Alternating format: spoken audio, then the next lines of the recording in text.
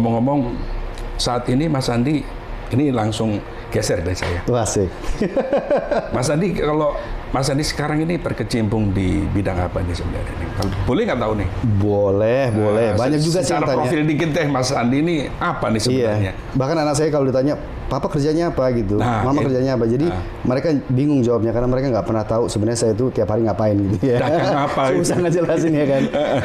Kebetulan setelah pindah, jadi bidang saya itu lebih ke cyber security sama digital commerce. Kita ngebangun sistem untuk segala sesuatu online, transaksi, keamanan, jaringan, segala macam. Tapi cyber security itu hal baru beberapa tahun terakhir. Saya fokus di situ karena antusias di bidang teknologi sudah sangat besar. Ya. Indonesia pun ini dibutuhkan security. Nah, keamanannya. Karena pemainnya sudah terlalu banyak. Semakin nggak terlalu banyak. Sudah sangat banyak. Sangat banyak. Tapi yang nggak kita pikirin bahwa kalau bermain digital itu harus aman. Apalagi kita punya data customer misalkan ya. Semua pelanggan di situ, kalau sampai itu kejebol, habis kita sebagai perusahaan. Nah, jadi misalkan data di rumah sakit itu kan data para pasien harus kita lindungi. Di institusi pemerintah kalau kita punya database atau server itu punya yang data-data sensitif itu nggak boleh sampai kena hack segala macam. Hacker itu kan jadi industri semakin naik kan, yang nakal juga semakin naik. Hacker itu tidak selalu jelek, memang ada ethical hacking, ada hacker-hacker yang mau cari duit. Itu harus kita lindungi. Nakal. Jadi tiap hari itu tugas saya, kebetulan klien saya masih di Amerika semua, mau buat cabang di sini karena saya lihat 5 tahun ke depan, dan ini udah saya riset juga bahwa dunia e-commerce di Indonesia itu bilanglah targetnya tahun 2025 ya. Sekarang itu sekitar 500 miliar plus perputaran e-commerce per tahun. Itu sampai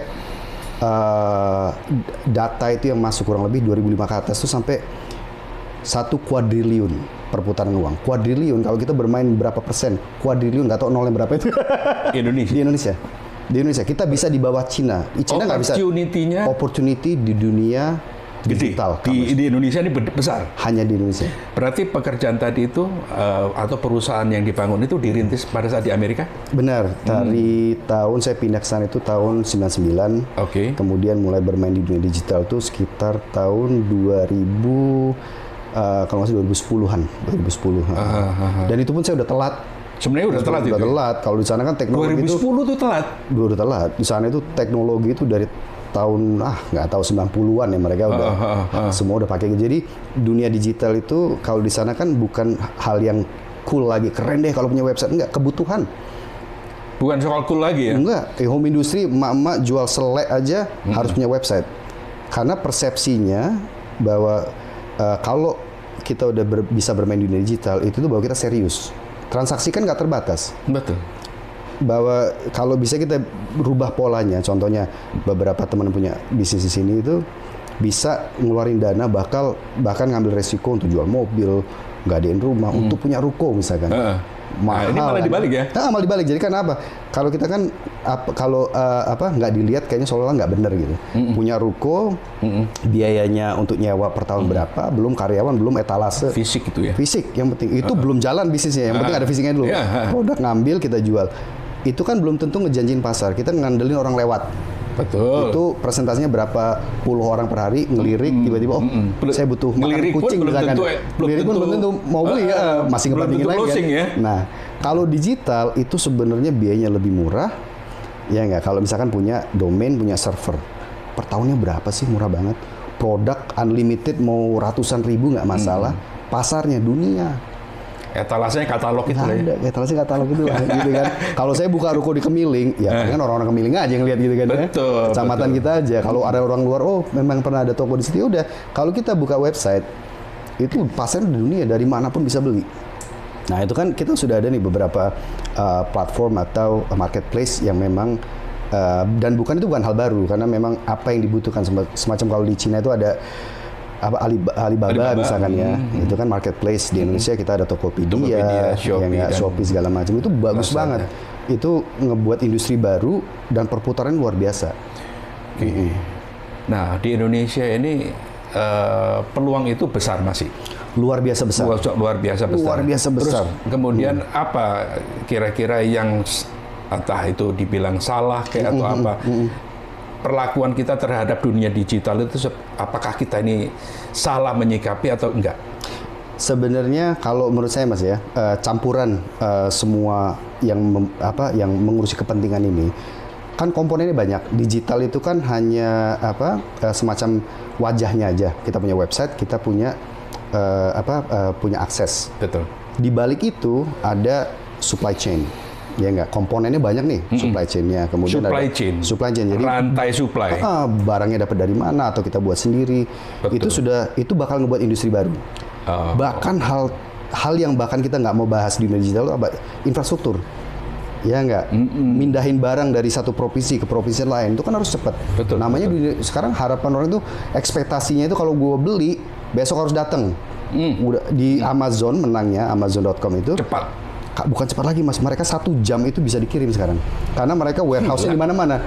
Bersaingnya sampai segitu. Jadi kenyamanan pelanggan itu nomor 1. Jadi mereka kalau order itu dalam 2 jam ke bawah itu bisa datang barangnya. Siapa yang nggak mau kayak gitu? Seolah-olah saya belum mikir aja produknya udah di tangan ini. Cyber culture kita seperti apa? Kalau cyber culture milik Indonesia ini seperti apa? Mungkin apakah sudah mengarah yang positif?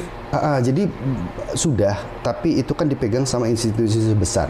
Ya. Perbankan, ya enggak, institusi pemerintah itu kan banyak yang sudah pakai dan mereka ngerti kebutuhan itu. Tapi kita belum pernah mengedukasi bahwa setiap website butuh keamanan. Betul. Contohnya. Oh iya juga. Setiap website, bahkan kita punya website WordPress atau apa gitu ya. Itu kalau kita kena hack, udah usaha kita, misalkan Mas Pu ada beberapa pengunjung, ada 3.000 artikel, itu kena hack sekali aja. Ditutup, udah mampus gitu. Recovery-nya kayak mana, backup-nya kayak mana, kemudian redundancy backup kayak mana. Kalau kita misalkan website-nya jatuh, berapa lama kita bisa recover, datanya backup-nya di mana, itu kan urutannya banyak. Komponennya banyak banget. Dan itu kalau mulai bisnis kita mengarah ke sana, bilanglah 5 tahun ke depan, semua udah pada sadar tuh dunia digital kayak mana, keuntungannya apa, mulai kita juga mikir masalah keamanan. Berarti kesadaran kita masih perlu dibangun lebih banyak ya, kesadaran kita terhadap culture digital tadi ya, bener. Cyber culture tadi ya. Jadi kita mikir kepentingan itu kan kayak misalkan kita mau pindah kemana, aman nggak daerah sini gitu kan ya. Jadi keamanan itu penting banget karena hacker di dunia ini luar biasa canggih. Mereka antar negara aja kalau perang, itu yang diturun sekarang hacker kan. Jadi website pemerintah dijatuhin, Rusia sama persis yang sekarang perang antara Ukraina gitu kan sama Rusia, itu hackernya udah kerja juga. Dan tim cyber security di Indonesia misalkan di pemerintah pun udah ada kan, di bawah Polri itu udah ada, mereka udah ada. Tapi itu kan institusi, mereka melindungi aset negara. Betul. Kita bilang aset adalah digital pun aset. Iya. Sedangkan bisnis-bisnis itu belum ada semacam budaya untuk kalau saya punya website itu nanti dilindunginya kayak mana gitu kan. Dan agensinya kalau itu permintaannya nggak banyak, yang ngasih jasa juga nggak banyak karena nggak penting. Ini kesadarannya kan nggak ada. Betul. Supply and demand. Kalau kebutuhan para usaha ini yang dari segi media punya website, kemudian ada beberapa usaha yang punya e-commerce, bahkan company profile aja gitu. Kalau itu aman, bagus karena kita harus terus ngebangun kan ya. Tapi kalau permintaannya nggak ada, ya ngasih jasa kayak orang-orang saya nggak bakal banyak. Saya pun pindah ke sini 3 tahun. Klien saya malah nggak ada yang di sini sama sekali, satu pun nggak ada. Jadi palingan mayoritas di Amerika, kemudian saya ngebantu beberapa perusahaan ada di Thailand, ada di Australia, di India, Eropa. Nah, anehnya industri sana kan dibutuhin karena udah kebutuhan. Betul. Kebutuhan, jadi cyber security itu kebutuhan. Gitu. Tahu nggak, Mas Andi, ini penyebabnya apa? Di Indonesia kok belum tertarik untuk menggunakan jasa itu? Kalau kita sih, waduh banyak banget Mas tuntutannya Mas ya, karena nggak apa-apa, paling nggak beberapa kata, beberapa kalimat yang bisa menyadarkan bahwa ini loh, sebenarnya kita semua butuh itu loh sebenarnya. Benar. Yang paling susah itu mungkin sebenarnya kalau saya kan kalau mau bahas masalah gitu, Mas Puh, itu urutannya akar masalahnya apa kan ya? Akar masalah apa? Nah, sebenarnya kelemahan kita itu adalah knowledge and information. Jadi ilmu dan informasi.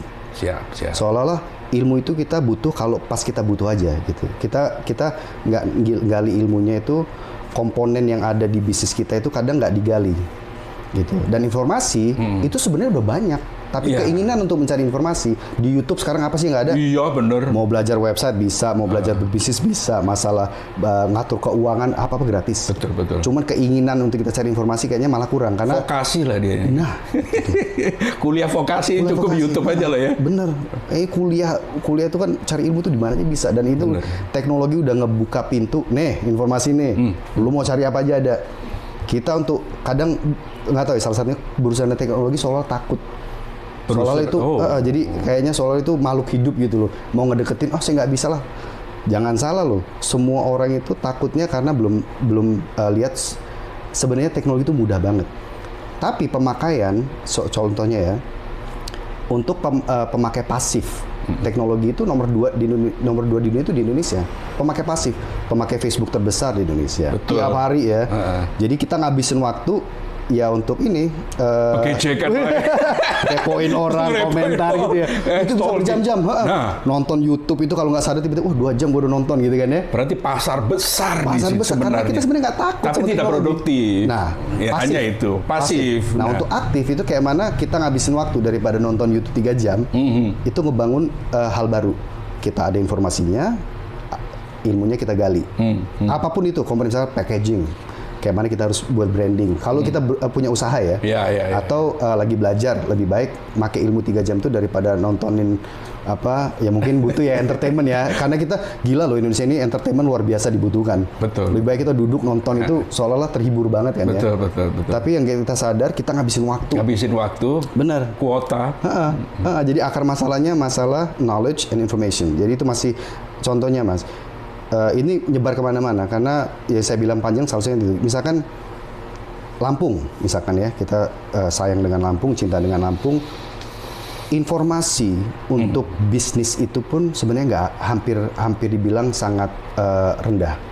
Orang luar negeri mau ke sini, kita kan bangga nih dengan pesisir kita, lautnya bagus-bagus. Betul. Sekarang Krui bahkan dibilang ombaknya lebih bagus daripada Bali. Nah, tapi orang luar negeri ada yang tahu, yang suka-suka surfing gitu ya. Betul. Mau ke Indonesia, saya lihat nih ada informasinya minim. Mereka mau ke sini cari informasi ya, misalkan transportasi kayak mana, penginapan kayak mana. Itu kan kalau orang mau berkunjung kan, apalagi dari luar itu kan mereka harus di planning dulu. Iya. Kalau saya kesana, mereka riset dulu. Betul. Bagi mereka setiap 15 menit itu penting banget. 15 menit itu penting. Kalau saya kesana transit berapa lama? Dari sini naik apa? Harganya berapa? Titik. Kalau kita kan nyantai. Kalau kita mau berlibur kita nyantai, naik mobil kemana gitu. Nggak ada plan. Nggak ada plan. Yang penting semua spontan gitu. Betul. Untuk memajukan suatu bisnis atau daerah bahkan itu informasi harus dan itu bukan tanggung jawab pemerintah. Nah, seolah-olah kita bertergantung banget. Coba dong websitenya ada informasi masalah transportasi misalkan. Ini kan banyak independen nih. Iya. Kalau kita peka, itu informasi setiap bisnis independen, misalkan ada villa-villa di Krui, itu mereka memang mulai aktif. Cuman biasanya nanti mereka harusnya itu ada komunitas sendiri. Yuk kita ngangkat yuk Krui. Komunitas. Ternyata komunitas penting juga penting ya. Banget. Penting banget. Jadi mereka bakal ngangkat buat artikel, buat blog, punya di sana ya Mas ya, contohnya. Ini kemana-mana nih bahasanya. Nggak apa-apa Mas. Setiap istilahnya lingkup kelurahan aja. Gitu kan. Saya kan sekarang buat kemining.com, itu kecamatan ada 9 kelurahan. Di sana itu setiap kecamatan, bahkan kelurahan, itu mereka punya website masing-masing untuk mendukung UMKM di situ. Dan itu biasanya diinisiasi sama salah satu pemilik bisnis. Mereka rebutan bahkan, sini gue yang bantu, digratisin. Karena kalau satu daerah itu maju, bisnisnya juga maju. Mereka sharing informasi dan berbagi itu adalah untuk semua, untungin semua. Kalau mereka semua untung, dia untung. Kemiling.com. Niatnya kayak gitu. Tapi kan sudah diwujudin dalam bentuk sebuah web nih sudah ada. Nah, hanya eksekusinya gimana nih saat ini? Apakah ini sudah direspon baik oleh masing-masing kelurahan? Masing-masing kelurahan sudah punya web kah? Mungkin kalau di website pemerintahnya mungkin ada ya. Saya bahkan saya nggak mau sibuk ngurusin pemerintahnya. Oh enggak, bukan pemerintahan, bukan dong, UMKM. UMKM-nya, nah nggak ada. Jadi ini Kemiling.com ini contohnya ya.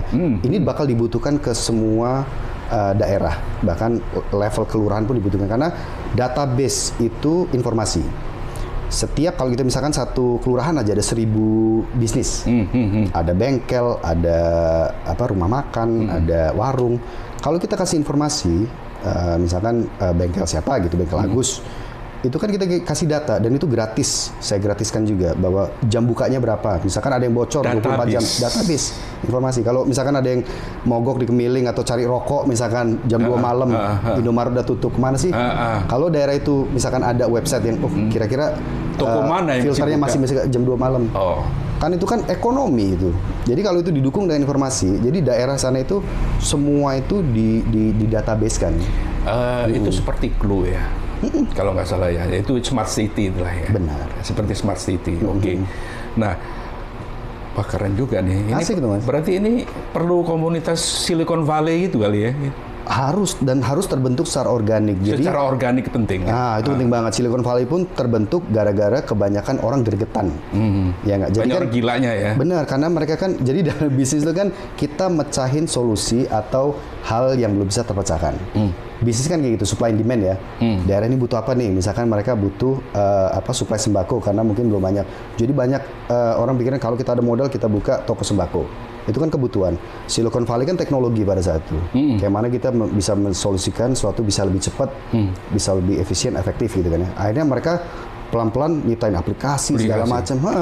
Mas, saya ini dulu sebelum ada Gojek, saya ini pernah bikin aplikasi tapi ya waktu itu tukang semen, tukang cat, tukang AC segala macam. Saya masih ngerancang bikin. Ya karena kita sendiri support lingkungan yang nggak ada, ya akhirnya ya pupus di tengah jalan. Sempat bikin tukang saya, namanya tukang apa ya, tukang klik. Jadi aku butuh tukang ini nih, ya udah masuk tukang klik aja, klik. Nah kan, secara nggak langsung Mas Pu itu menciptakan database untuk informasi. Sebenarnya ya itu kan? Tadinya mau begitu ya, cuman belum terwujud. Itu dibutuhin banget. Nah, jadi jasa itu kan sekarang gini, traditional marketing misalkan kalau kita jalan aja, banyak tiang listrik nih, ya kan, banyak tiang listrik, yang paling efektif apa sebenarnya? Sedot WC, ditempelin di mana-mana kan ya. Jadi semakin banyak orang listrik, betul, badut. Bener, dan itu kalau kita lihat sebenarnya efektif banget itu traditional marketing. Tapi ya orang kalau lewat ngelihat, sekarang kan apa-apa harus di Google. Dan untuk masuk ke profil Google misalkan, mesin pencarian nomor 1 di dunia itu 92% mereka dipakai satu dunia. Itu kan orang kan nggak mau keluar rumah sekarang, cari misalkan tukang listrik dekat rumah saya atau tukang listrik yang yang profilnya bagus. Itu kan Google kan nunjukin ini yang ada profilnya nih di website saya. Tugas Google itu kan cuma satu, jadi perantara. Ada informasi, yang ngasih informasi, ini yang ngasih jasa atau produk. Ada yang mencari informasi, mereka di tengah-tengah doang loh. Pasar sudah ya, jadi pasar kan itu. Nah itu, jadi Google Map itu kan sebenarnya. Google Map itu sebenarnya juga jadi pasar loh sekarang. Dan itu gratis. Google My Business itu gratis, bisa diangkat profilnya, bisa kasih dapat ulasan dari pelanggan yang. Jadi kan tantangannya banyak. Jadi kita harus jadi perusahaan yang benar-benar kredibilitasnya bagus, memberikan sesuatu 100%. Jadi orang kalau ngasih ulasan, kasih komentar yang bagus-bagus, wah ternyata jasanya Mas Pu misalkan dalam ini luar biasa. Itu kalau kita semakin ngebangun itu, orang-orang senang dengan jasa kita atau produk kita, itu otomatis mereka pengen respon kan, dan itu semakin bagus untuk profil kita di Google untuk naik ke atas secara organik gitu. Wah, asik gitu. Ini daging semua nih, bro. Dan itu gratis, Mas. Sayangnya sini pun ngebuat Google My Business itu kayaknya apa sih Google My Business? Itu loh, dicari Google titik rumahmu atau profil perusahaan kami itu gratis. Gratis aja kita nggak mau, tapi lebih baik kita ngeluarin modal yang bisa kelihatan. Saya kemarin beberapa bulan yang lalu atau mungkin tahun lalu kali ya, ada teman podcast namanya Mas Agus Rianto, mudah-mudahan beliau nonton. Dia itu menggagas UMKM virtual. Nah, UMKM virtual itu, jadi dia itu menginisiasi para pegiat UMKM itu melakukan aktivitasnya itu di dunia digital. Minimal menggunakan Google My Business tadi itu. Simple banget, minimal itu, Mas. Bener nggak? Itu minimal toh? Minimal. Aksi yang minimal kan? Dan itu saya kalau ngasih pelatihan atau tentang digital marketing ya, nomor 1 itu dari urutannya dari yang paling gratis sampai yang berbayar. Google My Business itu udah wajib. Kita bahkan punya catering di rumah, nggak mau keluar rumah, nggak apa-apa, masukin Google My Business, itu gratis. Kita bisa bangun profil, kita kasih foto-foto, jadi orang ada referensi kan, betul. Alamatnya, nomor kontaknya, jadi jangkauannya itu nggak cuma tetangga-tetangga kita yang tahu kita punya jasa catering, tapi worldwide, satu dunia pun. Betul. Dan kepuasannya bisa terlihat di situ para pelanggan kita gitu. Yang mungkin gini ya, taruhlah saya punya. Seluruh akses bisnis saya itu punya, cuman saya ngolahnya. Nah, itu kan dibutuhkan itu strategi. Nah, itu yang perlu ahli-ahli seperti Mas Andi. Nah, itulah enaknya kalau kita mulai ngebuka industri baru. Satu hal itu rentetannya banyak, dan itu ekonomi semua. Maksudnya gini loh, jangan terus kita ngedukung apa-apa yang memang sudah tinggi. Dan itu kadang didominasi, dimonopoli sama orang-orang itu aja. Di dunia kelapa sawit misalkan, hal yang tertinggi misalkan gula, bermain di produk itu, atau jasa yang memang sudah kita lihat sudah terlalu tinggi. Sebenarnya industri ini bakal kebuka untuk hal-hal yang kayak gini, banyak gratisannya dulu. Bener kata Mas Pu, itu akhirnya dibutuhkan, saya kayaknya nggak bisa ngelola loh. Ternyata tiba-tiba ada anak-anak pinter, saya buka agensi aja deh, 1 atau 2 anak, saya kelola nih 20.000 per bulan.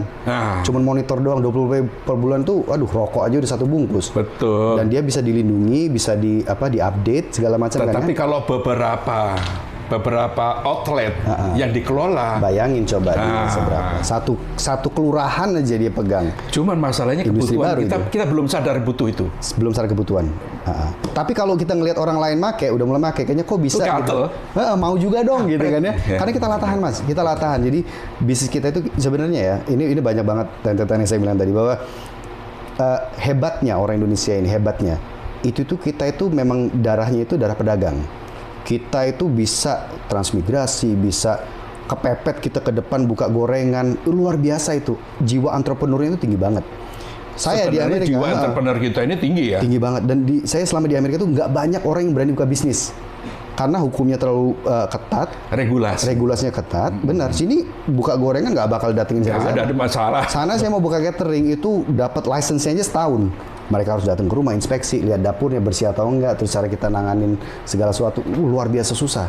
Jadi orang udah malas lah kerja sama orang aja, gitu kan ya. Di sini potensi untuk jadi entrepreneur tuh nggak terbatas dan nggak dibatasin. Berarti makanya kita ini rajanya sektor informal kita ini, bener nggak Pak? Biasa. Makanya ada bule luar biasa di YouTube itu yang saya kangen di Indonesia itu satu, warung, luar biasa. Bener. Di sini orang jualan sesuatu ditinjau, ini layak jual enggak, sistem penyimpanannya benar apa enggak, kebersihannya. Jadi mereka itu membuat satu store atau outlet itu biayanya luar biasa, regulasinya ribet. Kalau di Indonesia setiap mata lepas begini warung di mana-mana. Nah, itu yang dikangenin oleh mereka. Rupanya nggak bisa tumbuh di negara mana pun susah itu, Mas. Bener nggak? Bener. Itu karena itu udah budaya ya. Jadi kita udah nyaman. Memang banyak bagusnya juga. Contohnya salah satunya itu bahwa kita berbisnis itu kan yang penting kalau bisa maju. Kalau hidup terus tiap hari ya nggak apa-apa lah gitu ya. Itu kan kita nggak tahu kondisi ini COVID aja udah pelajaran besar banget untuk semua level perusahaan dengan segala level income-nya ya. Betul. Bahkan banyak yang tutup, itu sangat disayangkan. Betul. Tapi kalau kita mikir bahwa Indonesia sebenarnya gampang puas. Kita buka warung, ya tiap hari pemasukan situ nggak apa-apa. Yang penting kita bisa hidup. Hebatnya Indonesia kayak gitu. Mereka nggak ada ambisi untuk dominasi daerah itu. Jadi beberapa mungkin ada pengen besar. Cuman bagi mereka udah cukup. Mindset apa itu? Nerimo. Itu dia budaya. Apakah ada salahnya? Mungkin nggak ya. Mungkin nggak. Malah tapi itu justru malah tangguh, Pak. Benar. Ya itu plus minus lah. Jadi malah jadi kayaknya unbreakable. Jadi mereka itu nggak bakal unbreakable ya istilahnya ya. Mentalnya udah nyantai aja. Besok bisa ngopi gitu. Yang penting gitu kan. Ya, tapi di dunia bisnis itu kan harus strategi. Tahun depan harus naikin. Kenapa? Cost naik terus. Sewa tempat, harga bahan baku. Ya diperlukan itu apa Pak? Suntikan adrenalin. Nah itu kita dia. Kan nggak punya. Jadi itu dia. Akhirnya mati oleh nerimo tadi. Nah itu basisnya udah ada kita. Jadi kemauannya udah ada. Konsistensi untuk majunya itu karena mungkin kurang ya. Jadi kita bisa memulai sesuatu dengan keinginan. Tapi untuk menyelesaikan sesuatu itu ada konsistensinya gitu. Kita bisa buka. Terus kalau misalkan kita mau maju, ya harus strategiin. Tahun depan kita apa? Nambah produk misalkan. Atau misalkan pengeluaran harus diperkecil gitu. Udah bisnis itu. Itu udah bisnis. Kalau udah hitung-hitung bisnis udah beda lagi. Mas Andi, kita break dulu. Ya, siap. Kayaknya setelah break ini kalau memang ada beberapa obrolan lagi kita lanjut ya. Ayo. Ini lagi azan zuhur. Setuju. Assalamualaikum. Waalaikumsalam. Keren banget. Makasih Mas. Kita sambung lagi nanti.